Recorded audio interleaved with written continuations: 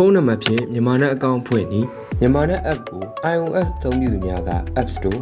Android အသုံးပြုသူများက Play Store ထဲဝင်ပြီး download လုပ်ပေးပါ download လုပ်ပြီးပါကမြန်မာနဲ့ app ထဲသို့ဝင်ပါသုံးစွဲသူကိုယ်ရေးအချက်အလက်နဲ့လုံခြုံမှုကာကွယ်ခြင်းမူဝါဒများကိုသဘောတူပါသည်ကိုနှိပ်ပါ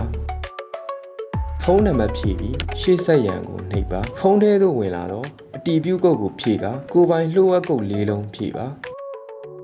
ကိုယ်ပိုင်လျှို့ဝှက်ကုတ်၄လုံးကိုနောက်တစ်ချိန်ထပ်မံရိုက်ပေးပါ Wi-Fi setting ကိုသွားပါမြန်မာနဲ့ကိုရွေးပြီးအသစ်ပြုလုပ်ထားသောအကောင့်နံပါတ်နဲ့လျှို့ဝှက်ကုတ်ဖြည့်ကချိတ်ဆက်နိုင်ပါပြီငွေဖြည့်သုံး package များဝယ်ယူလိုပါက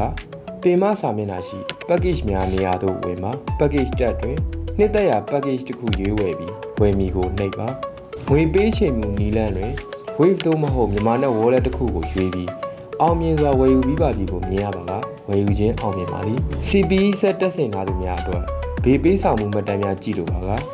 ပင်မစာမျက်နှာရှိအကောင့်နေရာသို့ဝင်ပါဘေးမှတ်တမ်းကိုနှိပ်ပါပေးချေပြီးနေရာတွင်လစဉ်ပေးဆောင်ခဲ့သောဘေးမှတ်တမ်းအချက်အလက်များကိုတွေ့ရမည်ဖြစ်ပြီးပေးချေရန်နေရာတွင်ပေးဆောင်အောင်မီငွေပမာဏနှင့်ရက်အချက်အလက်များကိုတွေ့ရပါမည်ငွေတောင်းခံမှုအချက်အလက်များကိုအသေးစိတ်သိလိုပါကအသေးစိတ်များနေရာကိုထပ်နှိပ်ပါ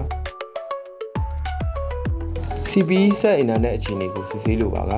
ပင်မစာမျက်နှာရှိအကောင့်ထဲသို့ဝင်ပါ CPE ကိုနှိပ်ပါအင်တာနက်အခြေအနေစစ်ဆေးရန်ကိုနှိပ်ပါက